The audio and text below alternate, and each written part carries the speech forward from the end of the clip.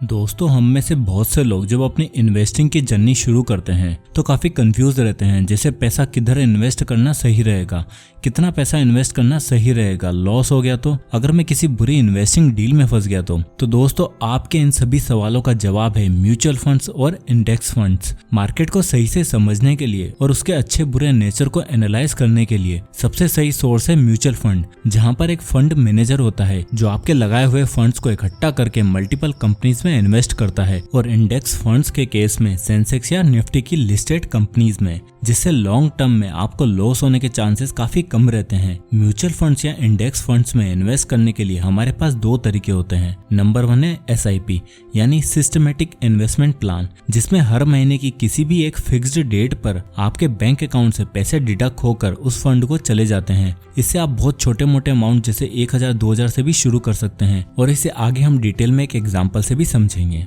तो पहले देख लेते हैं नंबर 2 लमसम। ये एक ऐसा मेथड होता है जिसमें आप एक साथ काफी हेवी अमाउंट किसी फंड में लगाते हो, लाइक 5 लाख 10 लाख रुपए, और अपने पैसों को कंपाउंड होने का वेट करते हो। अब अगर देखा जाए तो दोनों ही मेथड्स में आपके पास अच्छे खासे चांसेस होते हैं अपना पैसा कंपाउंड करने के। पर क्या ये दोनों ही मेथड्स अच्छे हैं? इन दोनों में कौन से मेथड से पैसा इन्वेस्ट करना सही रहेगा? तो दोस्तों आपके इसी सवाल का जवाब लेकर आज के इस वीडियो में मैं आपको डिटेल नॉलेज देने वाला हूँ SIP इन्वेस्टमेंट और लमसम इन्वेस्टमेंट के बारे में। और दोस्तों अगर आपने अभी तक अपना डीमेट अकाउंट नहीं खुलवाया है तो इसकी लिंक आपको डिस्क्रिप्शन में मिल जाएगी, ताकि आप अपनी इन्वेस्टिंग की जर्नी को जल्दी से जल्दी शुरू कर सकें। तो चलिए इस टॉपिक को और भी ज्यादा डिटेल में समझने के लिए हम एक एग्जाम्पल का यूज करते हैं। इस एग्जाम्पल में हम दो नेबर्स के बारे में बात करने वाले हैं, जिसमें एक का नाम है राहुल और दूसरे का नाम है मिस्टर शर्मा। राहुल 25 साल का एक बैचलर है जो अपनी फैमिली के साथ रहता है और 9 to 5 की एक कॉर्पोरेट जॉब करता है और महीने के लगभग 30 से 40 हजार रुपए कमा लेता है। वहीं दूसरी तरफ है मिस्टर शर्मा जी, जो कि एक रिसेंटली रिटायर्ड गवर्नमेंट एम्प्लॉय हैं और उन्हें अपनी सैलरी और PF वगैरह से काफी अच्छा खासा पैसा मिल रहा है। अब क्योंकि राहुल एक 9 to 5 की जॉब करता है, उसके पास इतना फ्री टाइम नहीं रहता फंड्स के बारे में डिटेल्स लेने के लिए और मार्केट को कंटिन्यूअसली स्टडी करने के लिए। तो राहुल का सबसे सही इन्वेस्टमेंट ऑप्शन लगा SIP यानी सिस्टमेटिक इन्वेस्टमेंट प्लान, जिसमें हर महीने हम अपने सेलेक्ट किए हुए फंड्स में सिस्टमेटिक तरीके से पैसा इन्वेस्ट करते हैं। SIP किसी लोन की EMI या क्रेडिट कार्ड की पेमेंट की तरह नहीं होता है कि अगर आपने किसी रीजन की वजह से SIP बंद कर दी तो आपको कोर्ट का लेटर या बैंक का नोटिस आ जाएगा। SIP आपकी अपनी इन्वेस्टमेंट होती है, इससे आप जब चाहो तब शुरू कर सकते हो और जब आपको जरूरत हो तब आप अपना पैसा विड्रॉ भी कर सकते हो। और बहुत से लोगों को SIP रिकरिंग डिपॉजिट यानी RD की तरह लगता है, तो बिल्कुल ये RD की तरह ही है, बट यहाँ पर आपको काफी अच्छा इंटरेस्ट रेट मिलता है। प्लस में आपके पैसे किसी बैंक में नहीं बल्कि सिलेक्टेड कंपनी के स्टॉक्स में इन्वेस्ट होते रहते हैं। इसलिए राहुल अपनी मंथली इनकम से लगभग 5000 रुपए हर महीने एक मिड कैप फंड में पैसा इन्वेस्ट करता है। अब मिड कैप फंड्स क्या होते हैं मैं आपको इस वीडियो में आगे समझाऊंगा। उससे पहले हम बात कर लेते हैं कि राहुल जो हर महीने 5000 रुपए इन्वेस्ट कर रहा है, और अगर उसने इन पैसों को लॉन्ग टर्म के लिए इन्वेस्ट करने का सोचा है, तो अगर 12% का एक्सपेक्टेड रेट से देखा जाए तो 10 साल बाद उसका इन्वेस्टमेंट अमाउंट होगा लगभग 6 लाख रुपए, और वहीं उसके एक्सपेक्टेड रिटर्न्स होगी लगभग 13,98,236 रुपए। अब बात कर लेते हैं मिस्टर शर्मा जी की। तो जैसे कि हमने देखा कि मिस्टर शर्मा जो कि अभी अभी अपनी गवर्नमेंट जॉब से रिटायर हुए हैं और उन्हें अपने PF और सर्विस ग्रेचुइटी से लगभग 5 लाख रुपए मिले हैं। अब उनके पास काफी अच्छा टाइम है मार्केट को रिसर्च करके पैसा इन्वेस्ट करने के लिए। मान लेते हैं मिस्टर शर्मा जी जिस साल रिटायर हुए वो साल था 2007। उन्होंने निफ्टी 50 इंडेक्स फंड में अपने पूरे 5 लाख रुपए लगा दिए। अब उन्होंने पैसा लगाने के बाद वेट किया, लेकिन साल 2008 में आ गया था द इकोनॉमिक रिसेशन, जो कि पूरे 18 महीने चला था। मिस्टर शर्मा से इतना लॉस देखा नहीं गया और उन्होंने वो इन्वेस्टमेंट सेल कर दी, जिससे उन्हें कुछ 2 से 2.5 लाख रुपए के आसपास ही रिटर्न मिला। पर अगर वो इंडिया की इकोनॉमी पर भरोसा करके उस इन्वेस्टमेंट को जनवरी 2020 में भी सेल ऑफ करते तो उन्हें 15% के CAGR के हिसाब से 21,75,125 रुपए मिलते। पर उन्होंने ऐसा नहीं किया और उन्हें लॉस फेस करना पड़ा। पर क्या हमेशा ही लमसम में इन्वेस्ट करना गलत साबित होता है और SIP में सही? वेल दोस्तों, यहाँ पर एक ऐसी चीज आती है जो आपको बहुत कम ही लोग अपनी वीडियोस में समझाते हैं कि SIP बेस्ट होती है बेयरिश मार्केट में, यानी ऐसी मार्केट में जिसकी वैल्यू अगर गिरती चली जा रही है और बीच बीच में राइज कर रही है और आप फिर भी इन्वेस्ट करते रहते हो तो आपको SIP करने से बहुत फायदा मिलेगा। और वहीं अगर हम बात करें लमसम की, तो लमसम इन्वेस्टमेंट बुलिश मार्केट में ज्यादा अच्छा काम करता है और बियरिश मार्केट में मिस्टर शर्मा जी की तरह लोग पैनिक सेलिंग कर देते हैं। इस चीज को और भी अच्छे से समझाने के लिए मैं आपको एक एग्जांपल देता हूँ, जिससे आपको बुलिश और बियरिश मार्केट के बारे में ज्यादा क्लैरिटी मिलेगी। तो मान लेते हैं कि हमने एक मिड कैप म्यूचुअल फंड में इन्वेस्ट किया है। उससे पहले जैसे मैंने कहा था कि ये समझ लेते हैं कि लार्ज कैप, मिड कैप और स्मॉल कैप फंड क्या होते हैं। तो सबसे पहला आता है large cap fund. Large cap funds ऐसे फंड्स होते हैं जिसमें आपको मोस्टली पैसा लार्ज मार्केट कैपिटल वाली कंपनीज में इन्वेस्ट किया है, यानी ऐसी कंपनी जिनकी कैपिटलाइजेशन 20,000 करोड़ से भी ज्यादा है। दूसरा ठीक उसी तरह मिड कैप फंड्स हैं। वो फंड्स होते हैं जिसमें आपको मोस्टली पैसा मीडियम साइज मार्केट वाली कंपनीज में इन्वेस्ट किया जाता है, जिनकी मार्केट कैप 5,000 से 20,000 करोड़ के बीच रहती है। और तीसरे होते हैं स्मॉल कैप फंड्स। ऐसे फंड्स जिनमें आपको मोस्टली पैसा स्मॉल कैपिटल वाली कंपनीज जिनका मार्केट कैप बिलो 5,000 करोड़ होता है।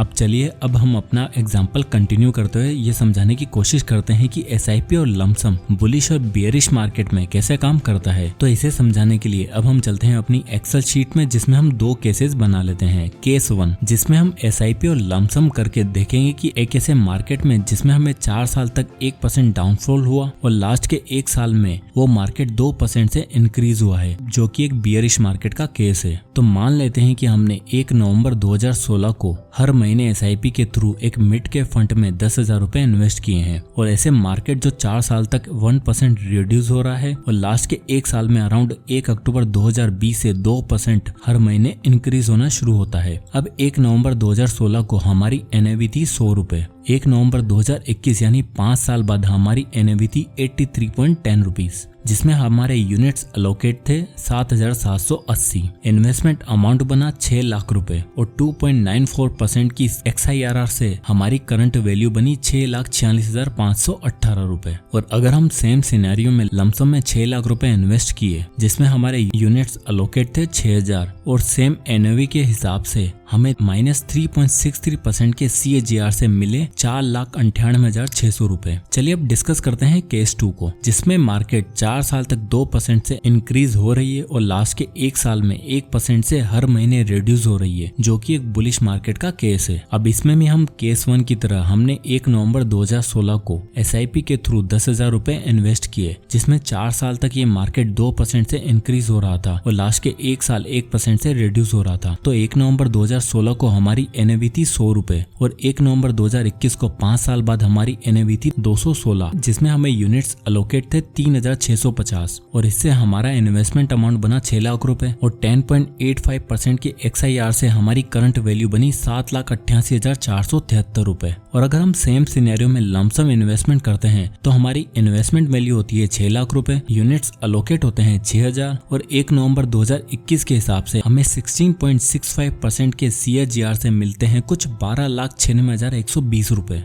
तो जैसे हमने देखा कि SIP बियरिश मार्केट में यानी जब मार्केट नीचे गिर रहा होता है तब ज्यादा अच्छी वर्क करती है और लमसम बुलिश मार्केट में यानी जब मार्केट ऊपर जा रहा होता है उसमें अच्छा वर्क करती है। पर अगर देखा जाए तो SIP सबसे ज्यादा सेफ और प्रॉफिटेबल ऑप्शन है, क्योंकि SIP एक ऐसी इन्वेस्टमेंट होती है जिसमें आपको लॉन्ग टर्म में कभी नेगेटिव रिटर्न हो ही नहीं सकते। और मेरा पर्सनली SIP मेथड को सजेस्ट करने के 4 बड़े रीजन है। तो सबसे पहला रीजन आता है रूपी कॉस्ट एवरेजिंग, क्योंकि आपकी SIP इन्वेस्ट काफी लॉन्ग टाइम पीरियड के लिए चलती है, लाइक 5 साल या 10 साल, इसलिए आपकी एवरेज कॉस्ट ऑफ इन्वेस्टिंग हमेशा काफी कम होती है। फॉर एग्जांपल, आपने किसी म्यूचुअल फंड में इन्वेस्ट किया है जिसकी एनएवी पहले महीने 100 थी और नेक्स्ट मंथ उसकी वैल्यू मान लो 90 हो गई, तो अब आपकी एवरेज कॉस्ट ऑफ इन्वेस्टिंग बनी 100 + 90 / 2 = 95, जिससे आपकी रूपी कॉस्ट हमेशा कम रहती है और मार्केट वॉलेटिलिटी का भी ज्यादा इफेक्ट नहीं पड़ता। Reason number 2, bring discipline into investing. दोस्तों, SIP में इन्वेस्ट करने के लिए आपको अपने बैंक अकाउंट से ऑटो पे का ऑप्शन सेलेक्ट करना होता है, जिससे हर महीने एक फिक्स्ड डेट को आपके पैसे डिडक्ट होकर म्यूचुअल फंड में चला जाता है। इससे ये फायदा होता है कि आपको हर महीने फंड में पैसा डालने की टेंशन नहीं होती और भले ही मार्केट प्रॉफिट हो या लॉस में, आप सिस्टमेटिक तरीके से इन्वेस्ट करते रहते हो, जिससे आपको रात में एक अच्छी नींद आती है और आपकी इन्वेस्टिंग की एक हैबिट बनती है। मैंने खुद सबसे पहली बार म्यूचुअल फंड SIP शुरू किया था और मेरी बहुत ही अच्छी हैबिट डेवलप हुई, जिससे मैं हर महीने 10 तारीख तक एक अमाउंट हमेशा से अलग करके रख लेता हूँ, भले ही ज्यादा इनकम हुई हो या फिर कम, बट इन्वेस्टिंग का डिसिप्लिन कभी नहीं छोड़ता।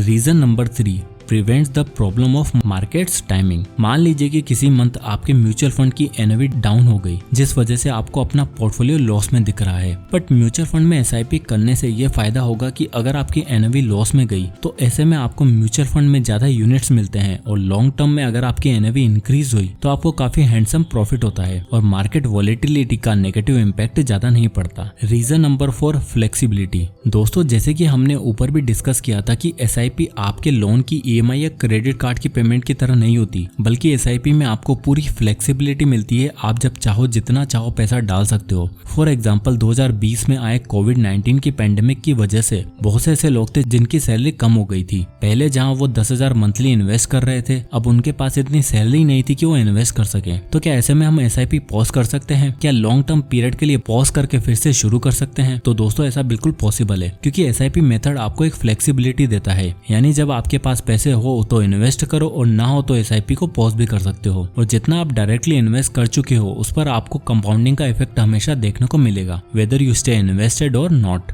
अब देखो, ऐसा नहीं है कि लमसम के कोई फायदे नहीं है। दोस्तों, लमसम इन्वेस्टिंग मेथड हमें कन्वीनियंस प्रोवाइड करता है। यानी अगर आपने मार्केट को अच्छे से स्टडी किया है और आप ट्रेंड्स बता सकते हो, तो आपके पास पैसा आते ही आप एक साथ इन्वेस्ट कर सकते हो। यानी एसआईपी की तरह हर महीने वेट करने की जरूरत नहीं है। पर जैसे मैंने बताया कि मार्केट की स्टडी करके, वरना आपका भी मिस्टर शर्मा जी की तरह हाल हो सकता है। तो दोस्तों, मैं पर्सनली एसआईपी मेथड रिकमेंड करता हूँ, क्योंकि वो मेरे लिए ज्यादा अच्छा है। और प्लस मेरे जैसे बहुत से लोग होंगे जिनके पास मार्केट को टाइमली जज करने का और स्पेकुलेट करने का टाइम नहीं रहता होगा, और मार्केट की थोड़ी नॉलेज रखते हुए भी मैं उसमें प्रॉपर्ली इन्वेस्ट कर पाता हूँ। तो दोस्तों, आई होप कि इस वीडियो से आपको कुछ ना कुछ सीखने को मिला होगा। तो इस वीडियो को लाइक करें और ज्यादा से ज्यादा लोगों तक शेयर करें। और अगर आप इसी तरह के वीडियो चाहते हैं तो हमारे चैनल को सब्सक्राइब करें। और अगर आप किसी टॉपिक या बुक पर वीडियो चाहते हैं तो हमें कमेंट करके जरूर बताएं, मैं उस पर वीडियो बनाने की पूरी कोशिश करूंगा। तो मिलते हैं नेक्स्ट वीडियो में, तब तक के लिए जय हिंद।